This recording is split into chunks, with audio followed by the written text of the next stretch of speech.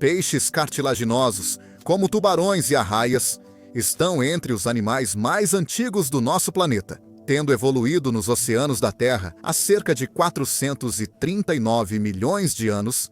Esses animais são mais antigos do que tanto as árvores quanto a vida de vertebrados em terra firme. Hoje, eles compõem um grupo importante de animais em seus respectivos ecossistemas, atuando como necrófagos, filtradores e, às vezes, como predadores de topo. Não é surpresa, então, que ao longo dos milhões de anos em que os peixes cartilaginosos existem, a evolução tenha produzido alguns representantes bastante peculiares. Hoje, estamos viajando de volta para os períodos finais da Era Paleozoica, para uma época em que os peixes cartilaginosos continuavam a se estabelecer como um grupo diversificado de animais, tendo se diversificado em todos os tipos de formas e tamanhos. Especificamente, vamos focar em dois dos predadores de topo mais incomuns dos períodos Carbonífero e Permiano, Edestes e Helicoprion. Esses parentes incomuns das quimeras modernas são frequentemente chamados de tubarões de dentes em espiral devido às suas bizarras lâminas de dentes, parecidas com uma serra elétrica, localizadas na mandíbula inferior. Com o tempo, esses tubarões passaram por muitas mudanças reconstrutivas aos olhos da ciência. E levou muito tempo para entender exatamente o que essas criaturas eram e como interagiam com seu ambiente. Apesar disso, muitas perguntas continuam sem resposta. Junte-se a nós enquanto mergulhamos nas águas pelágicas do oceano do final do Paleozoico, para conhecer os bizarros tubarões-serra que dominaram as ondas há mais de 250 milhões de anos. Helicoprion e Odestus são os membros mais famosos e reconhecíveis da ordem Eugenodontiformes, um grupo surpreendentemente pouco compreendido de peixes cartilaginosos que existiu do início do Carbonífero até o início do Triássico. Os parentes mais recentes desses peixes, na verdade, sobreviveriam à catastrófica extinção do final do Permiano, mas não persistiriam por muito tempo no Mesozoico, tornando-se extintos quando grandes répteis marinhos, como os ictiossauros, usurparam suas posições como principais predadores dos oceanos. Muitos eugenodontes eram, de fato, predadores de topo. E os dois gêneros que vamos abordar hoje são, essencialmente, os representantes de suas próprias famílias dentro desta ordem. Enquanto alguns eugenodontes são representados por dois restos fragmentários que dificultam sua colocação confiável em um gênero ou família, aqueles que foram descritos são normalmente atribuídos à família Helicarionidae ou Edestidae. Fósseis de Helicoprion são extremamente difundidos, tendo sido encontrados em depósitos do Permiano inicial em todos os lugares, desde o Canadá e o norte dos Estados Unidos até o México e no Velho Mundo.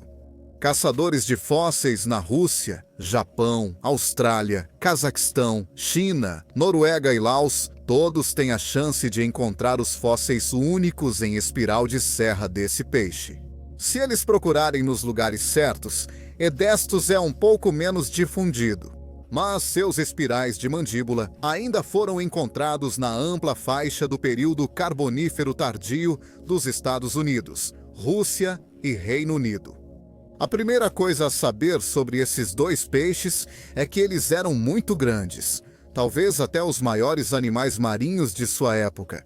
Se as estimativas atuais estiverem corretas, Edestes teria mais de 6,5 metros ou 22 pés de comprimento, enquanto Helicoprion era ainda maior, chegando a mais de 7,5 metros ou 25 pés de comprimento. Como está, é difícil para os cientistas reconstruírem com precisão o tamanho real desses animais, já que ambos são conhecidos apenas por material craniano. Essas estimativas de tamanho foram feitas comparando as proporções corporais de animais relacionados para criar uma imagem aproximada dessas criaturas. Embora o tamanho deles seja importante e ajude a criar uma imagem desses peixes, de longe, a característica mais notável de seus restos tem sido os dentes. Helicoprion é o mais famoso dos eugenodontes e é conhecido principalmente por seu bizarro espiral de dentes. Começando com um pequeno dente curvado no centro do espiral, os dentes vão crescendo progressivamente e se tornam mais triangulares, cada um deles serrilhado e perfeitamente adaptado para cortar carne. Os maiores dentes do Helicoprion podiam chegar a cerca de 10 centímetros ou pouco menos de 4 polegadas de comprimento, enquanto o Helicoprion tinha apenas um espiral. Fixado em sua mandíbula inferior, Odestus tinha dois, um em cada mandíbula. Os dentes do Odestus não eram dispostos em espiral, mas sim curvados para fora a partir da ponta das mandíbulas do peixe. Com até 12 dentes por espiral, ambos os peixes precisavam substituir continuamente os dentes em suas espirais. E acredita-se que Odestus fazia isso empurrando lentamente seus dentes para frente à medida que cresciam. Quando chegavam à ponta da espiral, eles eram ejetados, com o segundo dente mais antigo tomando seu lugar, e assim por diante.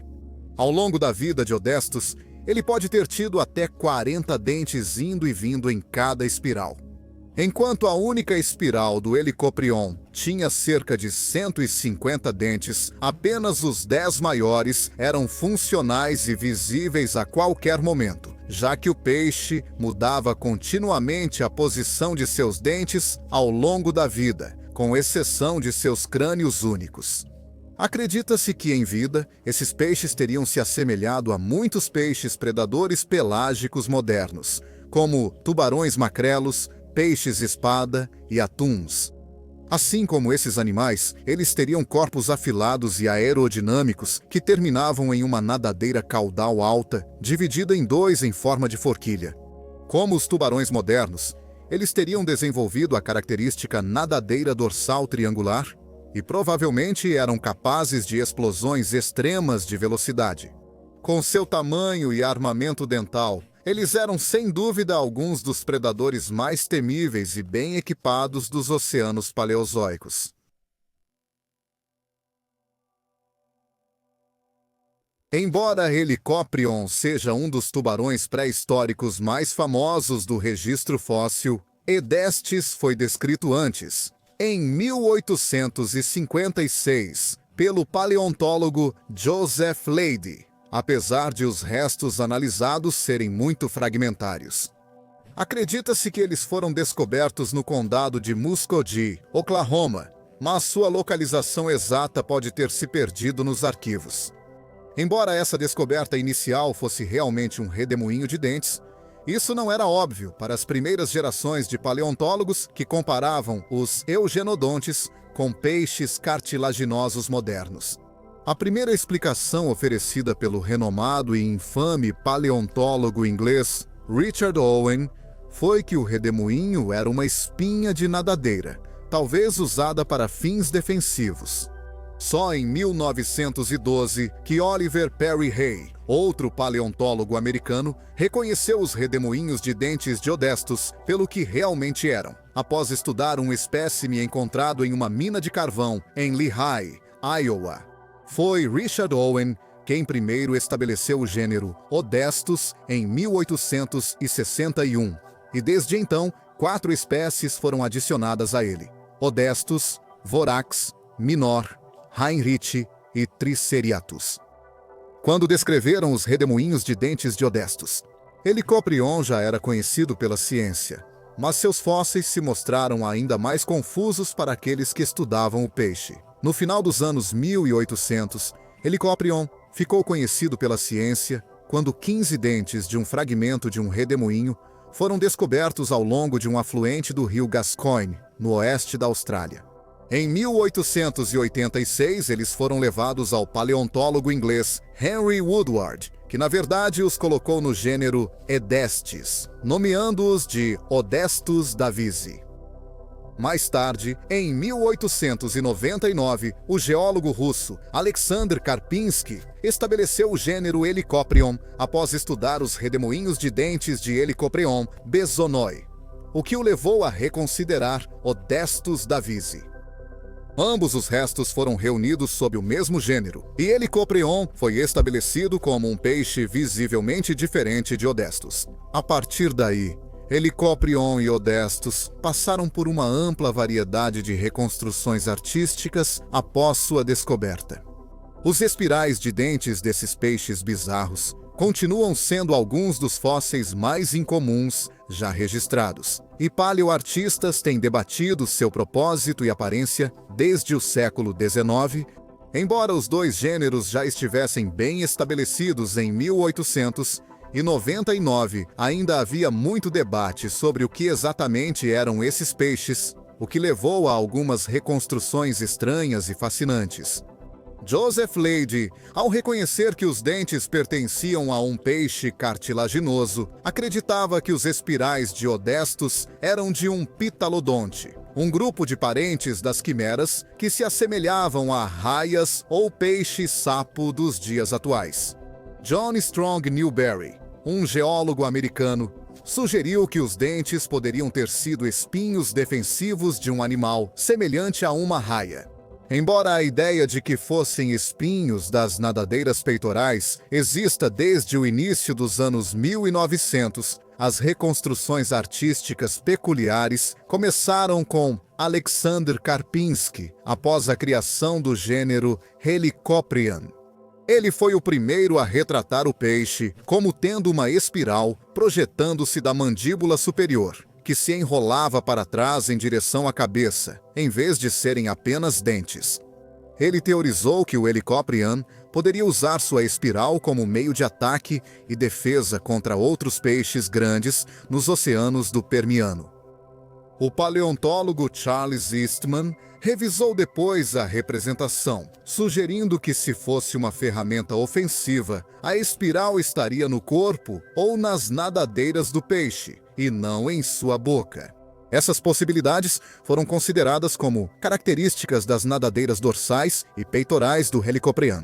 Mas nenhuma dessas representações se confirmou. Com o tempo, por volta de meados dos anos 1900, paleontólogos passaram a aceitar que o espiral de dentes do Helicoprion ficava na mandíbula inferior, mas sua posição exata seguia em debate.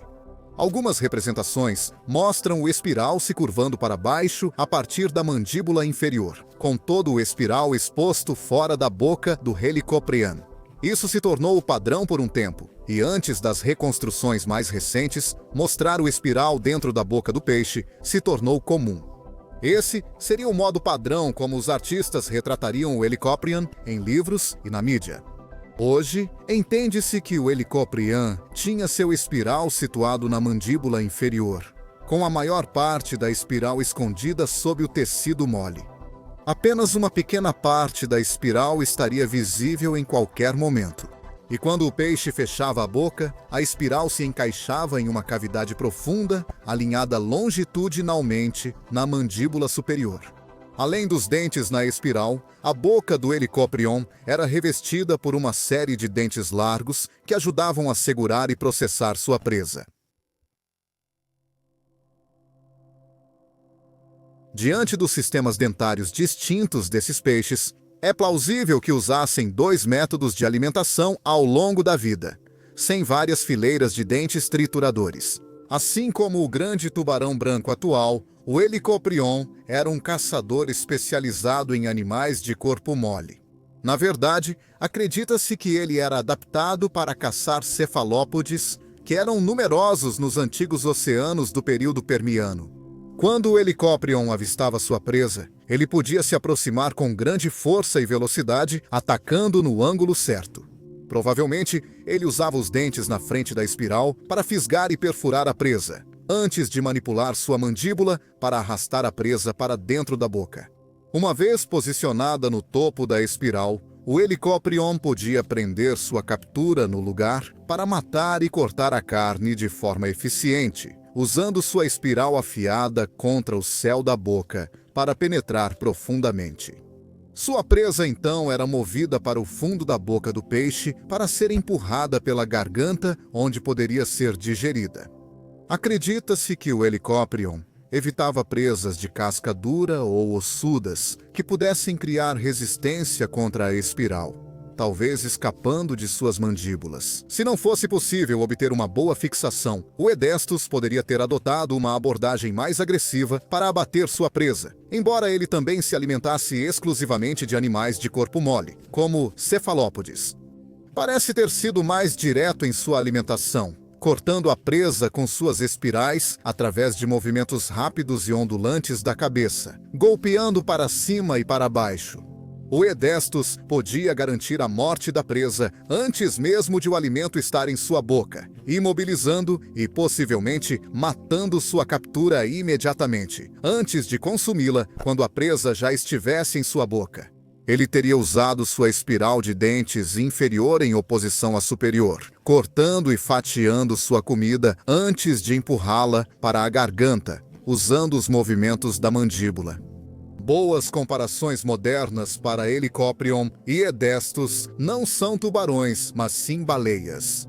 Os cachalotes, assim como seus primos anão e pigmeu, são bem adaptados para mergulhar nas águas profundas e escuras do nosso mundo em busca de espécies de lulas pelágicas. Se Helicoprion e Edestus mergulhavam ou não nas águas abissais do Paleozoico para obter alimento, não se sabe. Mas ambos os gêneros teriam sido capazes de consumir cefalópodes de tamanho considerável, dado o poder que provavelmente era exercido por esses grandes peixes e o fato de que eles estavam caçando presas de corpo mole. Eles provavelmente teriam uma vantagem sobre muitos outros predadores dos oceanos, que talvez não conseguissem encontrar uma maneira adequada de lidar com isso. As massas de tentáculos e braços lutando contra eles enquanto se alimentavam.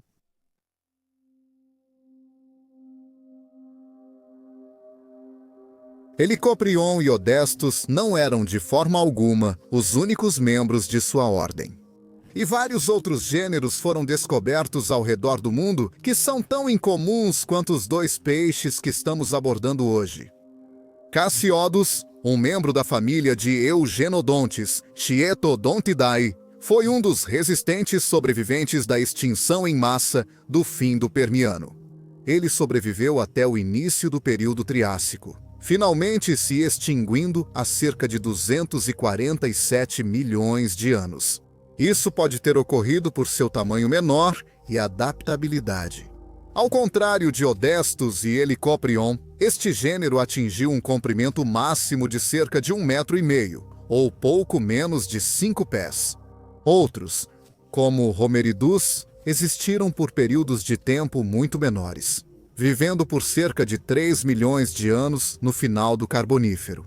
Esta é uma das poucas formas de Eugenodontes cujo registro fóssil preservou o corpo completo, o contorno e a pele, permitindo que os cientistas entendam exatamente como esses peixes eram em vida.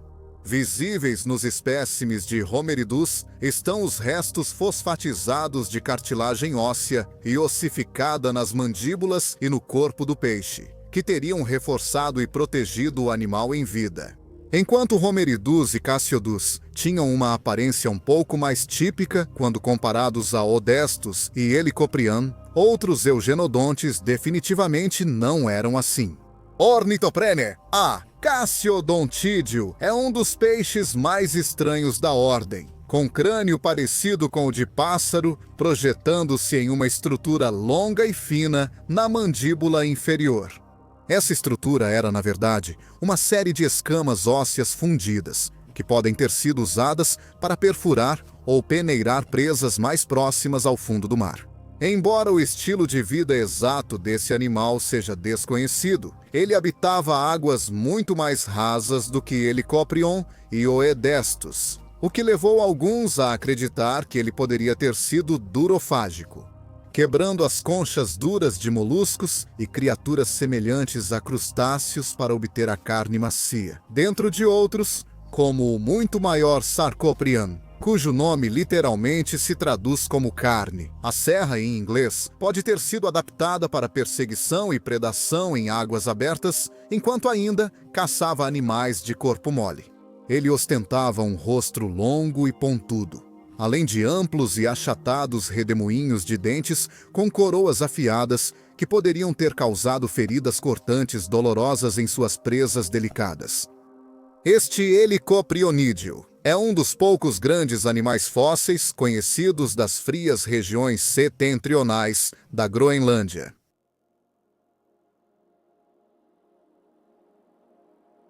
Helicoprion e Edestus foram alguns dos primeiros verdadeiros titãs dos oceanos entre os peixes cartilaginosos e permanecem até hoje como alguns dos animais mais icônicos da história fóssil.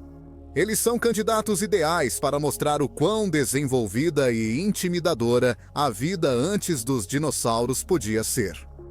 E eles acabaram lançando as bases para os predadores cartilaginosos de topo que vemos nos oceanos e mares de hoje. Infelizmente, os eugenodontes não conseguiriam sobreviver por muito tempo no Mesozoico como uma nova forma de predador marinho. Os répteis marinhos começariam a aparecer após a extinção em massa do Permiano. No entanto, o tempo dos peixes cartilaginosos chegaria, e os parentes modernos de Helicopriano e Edesto são alguns dos peixes mais poderosos, misteriosos, impressionantes e incomuns dos oceanos atualmente.